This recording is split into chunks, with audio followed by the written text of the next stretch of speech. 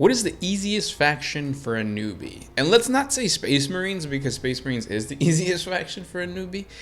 Since it's Nurgle's November, I think the Death Guard is probably the easiest. I would make the argument, though, that for a newbie, it's better to have a faction that is focused on one specific thing, because then you can really learn it. Definitely try to work with the strengths of the Death Guard. Yeah. So definitely focus on the slow, the defensive, taking objectives, holding objectives, swarming your enemies with poxwalkers. And I think you'll do pretty well. Again, like I said, they used to be one of the best armies out there. What is up, guys? It's the Sound Alchemist here again with Gershwan. And we're back at it again, answering more questions from you guys in another installment of For the Greater. This is a video series where we answer the questions left by you, the viewer. If you have a question for us, comment down below. Put question in front of your question because we get to those questions first. Also, for all the newcomers, this channel has grown. We have lore videos, we have these Q&A videos, and then we have some other like hobby videos. The videos with the thumbnail with a green border around it are going to be the Greater Wogs from now on. So if you guys want to enjoy these types of videos, you kind of can pick them out from the feed easier. But this question comes from a Musica Player. What is the easiest faction for a newbie? And let's not say Space Marines, because Space Marines is the easiest faction for a newbie. Since it's Nurgle's November, I think not necessarily Nurgle, but the Death Guard is probably the easiest. Yeah, definitely one of the best looking ranges of models throughout any of the Chaos Marines. They've been getting new models pretty much since 8th edition consistently. So because of that, they have new, updated, and well-written rules to kind of fit with the meta. I don't think they're currently like top 3 right now, but they were literally in the top 1 or 2 in a lot of tournaments in very recent times. So with that being said, they are a very powerful, very well adjusted army to other armies that are basically coming out with new rules. And the cool thing about the Death Guard is that because they came out at the same time that the Primaris Marines came out, they're to scale to the Primaris Marines. Because for a lot of people like me who started collecting Thousand Suns, it was a shame to paint Thousand Suns knowing that they're going to be significantly smaller than basic Primaris Marines. Yeah. Even the freaking Thousand Sun Terminators. Yeah, the Terminators were tiny. That was like so annoying. But you don't have that with the Death Shroud or the other Terminator class. Like they match the Primaris size, which I really like. Which is really cool because basically any model you get for Nurgle is going to be pretty easy to paint. The Nurgle color scheme gives you a lot of leeway for mistakes because, again, it's supposed to be dirty, grimy, disgusting. So if you make a mistake here or there, chances are it's unnoticeable or very, very easy to fix. Yeah. And then also the boxes that came during the 9th edition codex make it so that the market is flooded with a lot of Nurgle old school stuff. Some of it is hard to find, especially like the HQ that came in the Indomitus box. But other than that, you're going to find a lot of cultists, which are Poxwalkers? Yeah, Poxwalkers, Plague Marines. You have a lot to choose from when it comes to Nurgle.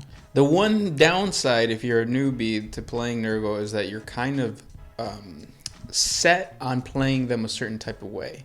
The Death Guard and Plague Marines in general are really tough, very durable. That's why you have squads of 7 usually. So you're gonna have to. There's gonna be a mobility issue, I would say. Yeah, a little bit harder to get to certain objectives. A little harder to if the opponent is playing anti-heavy, there's a chance that you're just gonna get shot off the board before you can even move up to where you need to be. I would make the argument, though, that for a newbie, it's better to have a faction that is focused on one specific thing instead of like a wide variety or like a well-balanced one, because then you can really learn it. So, for example, back in the day, they used to say the orcs were like a really tough army to play for newbies. You had to be like an OG because like you have to know how to maneuver yourself. But in reality, all you had to do is know how to do close combat. And because of that, I became a master in close combat. Kind of. When you make up your own rules, you're a master at anything you want to be. But yeah, with that being said, definitely try to work with the strengths of the Death Guard. Definitely don't try to make the Death Guard fast, because not many of their units are fast, and those that are will get picked off because the rest of your army would be struggling to keep up.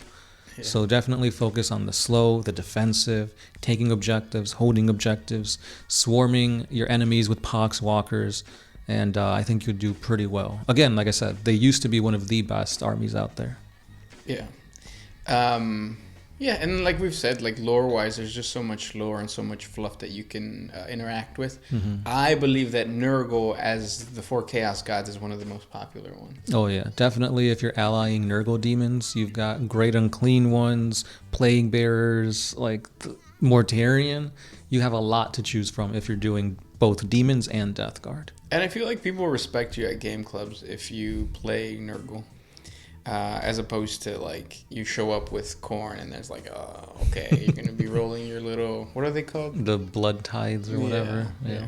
So, even though with Nurgle, what you have the miasma or the cloud of whatever. Mm-hmm. I'm learning how to play because I want to collect a Death Guard army. Yeah, very cool army. Definitely, they got like standout minis amongst the range. Yeah. Next question comes from Devin Dye. I have a question about the Emperor. Why not decrease the territory and move everyone closer so he uses less psychic power, so his body can actually heal, also using all psychers to do additional barriers to help with the stress instead of sacrificing them. Then when he is fully healed, they can rebuild and reconquer the territory. It's a lot of work, but this Emperor would be fully present yet again. So the reason that the Imperium doesn't want to just shrink is because it goes against what the lore of the Imperium is. It's supposed to be this backwards bureaucratic monstrosity. Mm-hmm. And if you know anything about politics, once you give a certain group power, like in order for you to get that power or that money back, it's impossible. And I feel like that's what planetary governors are. They're kind of like, no, like we're fine. Ultima's not going to move its territories to be closer to the Emperor to like revive him when we're protecting ourselves, kind of thing. Exactly. And not just that, but like the whole scope of moving an entire human, superpower to become smaller, you're going to face not just the manpower, the money needed to get into like spaceships and recolonize, but the overpopulation. Most of these hive cities are already super overpopulated, and you're saying to get smaller, it's easier just to abandon certain territories. But the thing about the Emperor is that the Astronomicon, which is what the Emperor is powering, where most of his, I guess, power you could say is going, is galaxy-wide.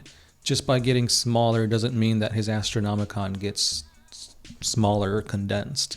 Yeah, because the warp is not it's not a one-to-one to our galaxy. So there are certain areas where the Emperor's light, the Astronomicon, doesn't shine, and it's as close as Fenris. And if you've ever looked at the map, Fenris is like super close to Terra, because again the warp is just like its own little world, and certain areas are going to be clouded.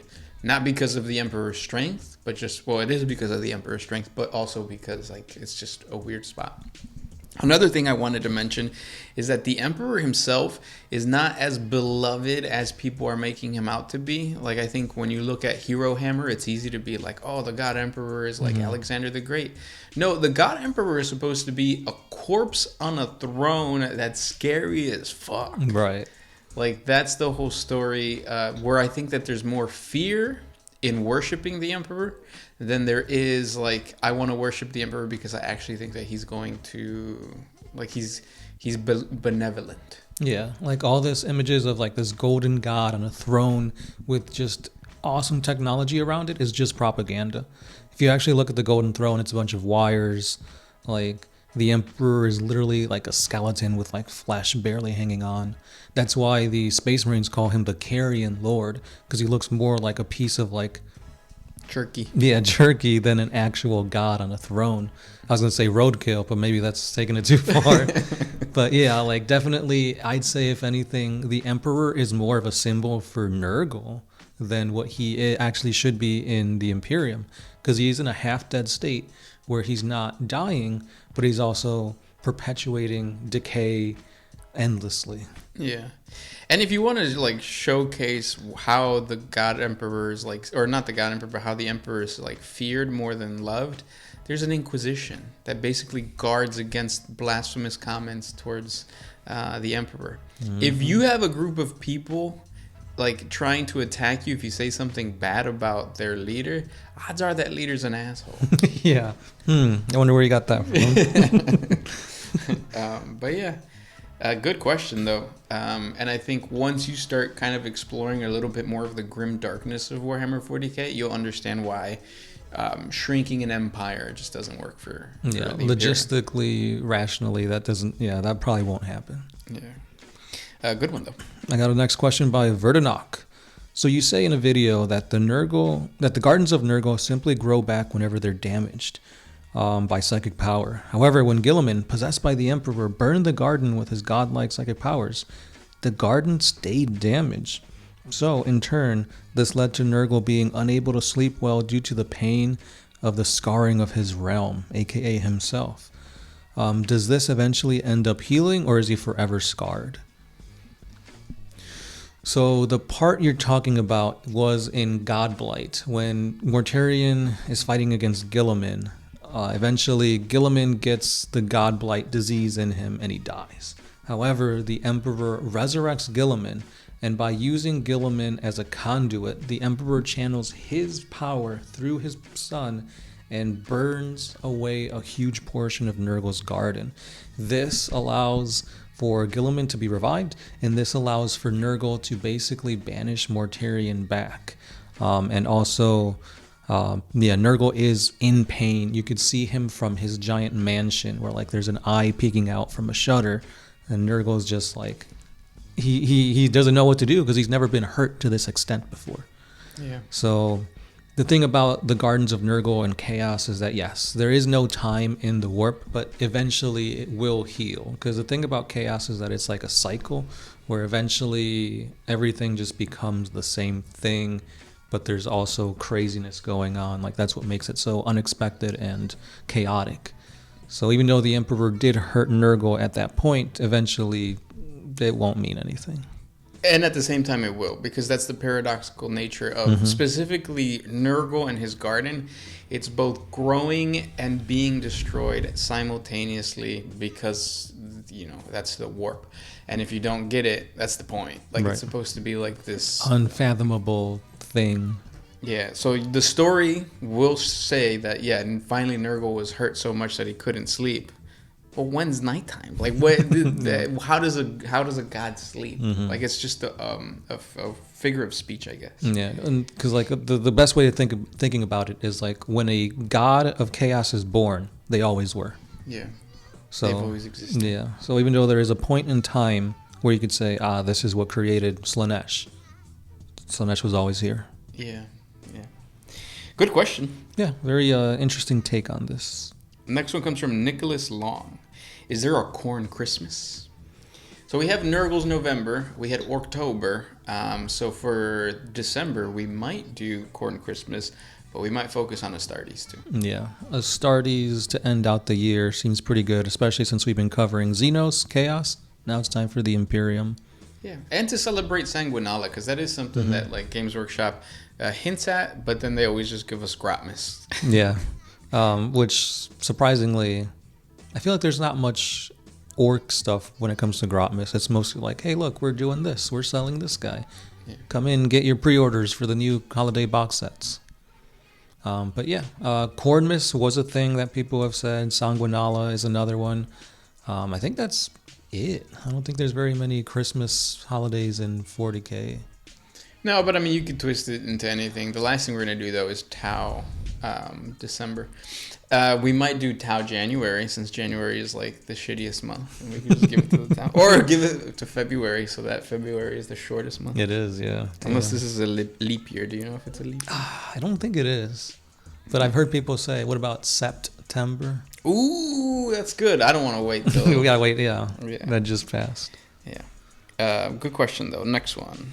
This one is by Long Willie Johnson. Would you say that Slaanesh is more addicting than Nurgle? We've answered this question multiple times, and I think that every single Chaos God has its own like addiction concept. I was gonna say, because like with Khorne, you're addicted to being the best warrior, being, you know, honor bound. With Tzeentch, you're trying to become the smartest, attain more knowledge, because knowledge is power, and change as much as you can to be better. Right. And then obviously Slaanesh is the pleasure stuff. But then with Nurgle, I would even say that like Nurgle, it's more of like unavoidable decay of the high. So if you, Yeah, I would say so. Or even like if you're like a demon of Nurgle, you're trying to spread the disease. So you're doing your best to get more people into the cult, so to speak. I guess that's another thing that Nurgle does uniquely when it comes to the desire of Nurgle. And we talked about it, I think, in the last episode, where he's the ultimate gaslighter, to the point where like you kind of are enjoying it. There's a comedian that talks about how like, does anybody actually like the taste of alcohol, or do we all just kind of like tell ourselves we do and then we just do that? And I think that Nurgle is that. Like, does anybody actually like having a mouth for a stomach? Right. I'm like, no. Do you like ooze and feeling sick, but in reality you can't feel sick because Nurgle's taking that pain away from you? Yeah. I mean, Nurgle's complex as fuck. Which is why he's one of the best Chaos Gods, in my opinion. Yeah. Next question, and it'll probably be the last question. Do you have one? It's not really a question, but this guy says, are there any creatures or beings in 40K that are immune to Nurgle because they're essentially immortal? So I don't think immortality would stop you from not being corrupted by Nurgle. No, because you could just be sick forever. That's kind of like the whole point of a lot of infections that Nurgle has in his garden. It's eons of slow decay, right, that don't ever come to an end. Because Nurgle's not a god of death. No. Which a lot of people think, oh, it's a slowly decline until you're nothing. Nope, that's not the case. Yeah, and then I think we talked about this. The closest thing would be timelessness. Is the only really thing that I can think of that might be anti-Nurgle.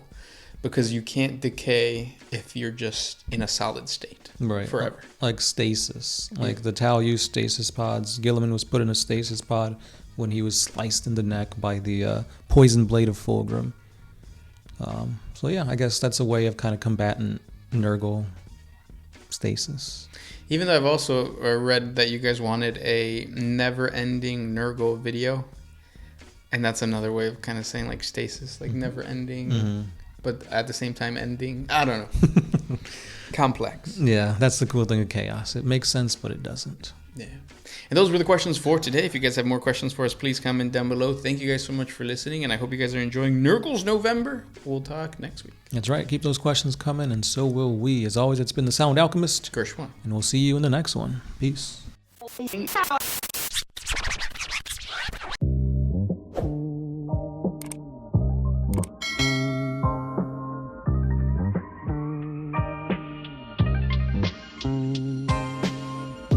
Always used to put my freedom first in any